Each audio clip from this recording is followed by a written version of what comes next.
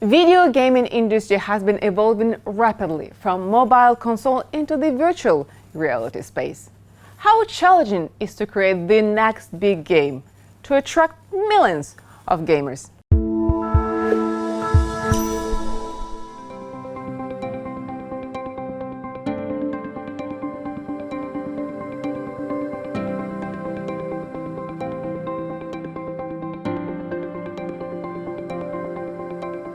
Stephane, you're working in a very exciting area, creating video games in virtual reality world, in this space where it's gamers can play and interact.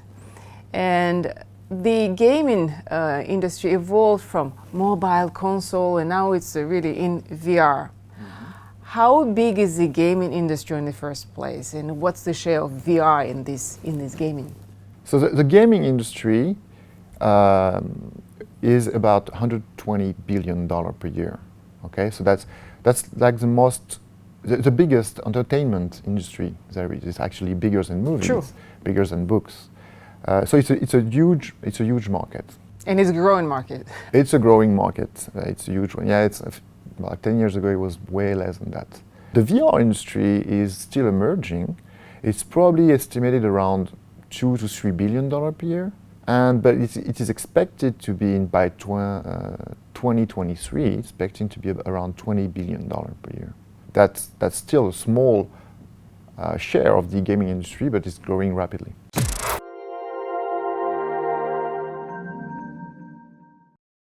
Who is playing these VR games? Who is your perfect avatar?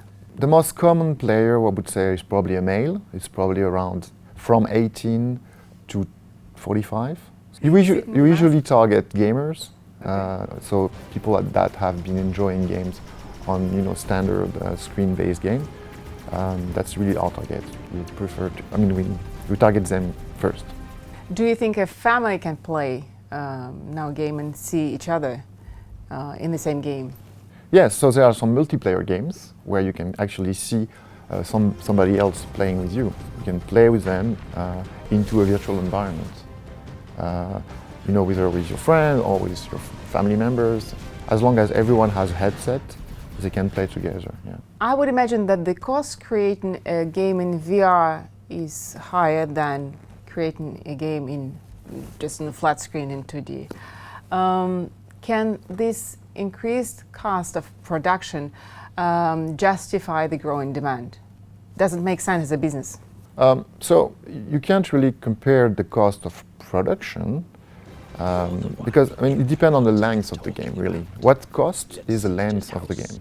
So it's actually quite true that making a game in VR can be a little bit more complicated than making a game for a traditional TV screen or monitor, because you have to model. Because the player has a freedom of movement, so he can actually look around objects and stuff. Move around, yes. Yeah. Where in traditional game or screen-based game, the camera is fixed, so a game programmer doesn't have to model the whole world. But today, the expectation is that on console or PC, games probably takes about 80 hours to play a game, to finish a game. So the traditional games are much longer than what the VR games are. VR games usually last at top 10 hours. So in reality, it's more expensive to make a screen-based game than it is to make a VR game. Okay, but it is shorter. Because it's shorter, yes, because it's shorter. Is it more expensive to buy or less expensive to buy than the regular game?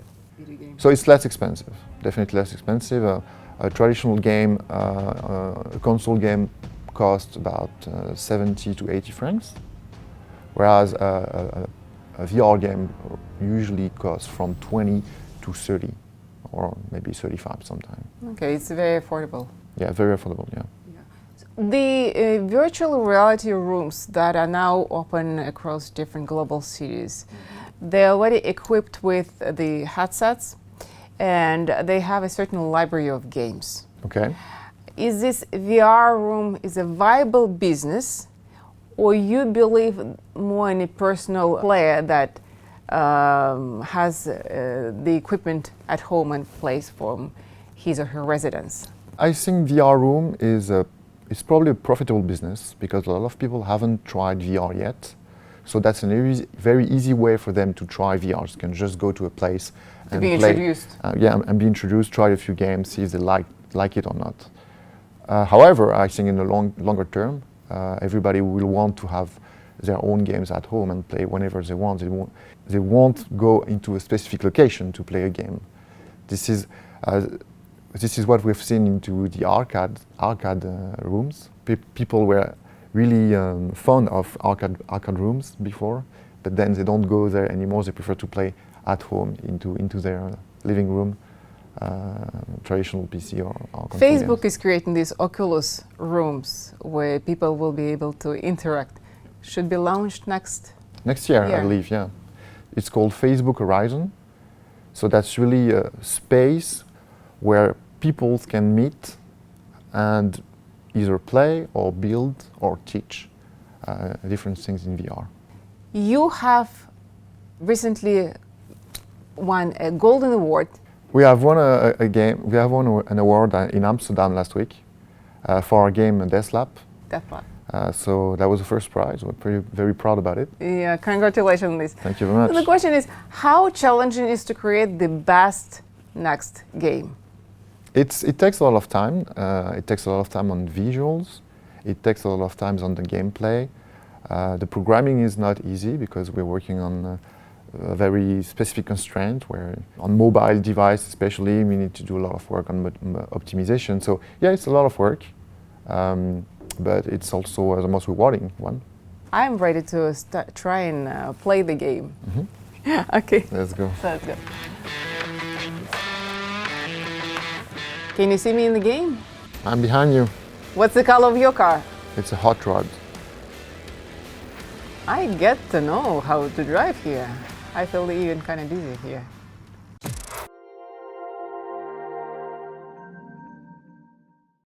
So the bottom line here, you're working in a very exciting space in the industry that is growing and targeting to the community of gamers, the players who are by character, they want to move, they're ready to move probably from their mobile to the VR space. And I think the community already is huge. It's over 2.5 billion people. In the gaming in general, the VR community is smaller, but it's growing. You know, it's actually growing at the same pace as headsets such as the Oculus Quest is being sold, right? So it's growing steadily, and we look forward to have a much bigger VR community, and that becomes really mainstream. Thank you, Stephane, for your insights on the gaming industry. Thank you very much. Thank you for watching this interview with Stephane Intissar from OZWE Games, the official partner of Oculus Studios here in Switzerland. I'm your host, Yelena Ganzov. Stay tuned to our next episode of Insight tomorrow.